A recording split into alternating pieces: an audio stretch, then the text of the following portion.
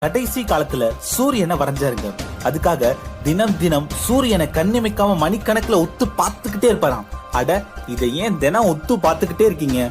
ஒரு நாள் பார்த்தது தானே அடுத்த நாள் இருக்க போகுது அப்படின்னு அவர் நண்பர் கேட்டாராம். அதற்கு வான்கோ, அடுத்த நாளா? அட, நீங்க வேற. ஒரு கணத்துல ஒரு மாதிரி இருக்கிறது, அடுத்த கணத்துல வேறொரு மாதிரி இருக்குது.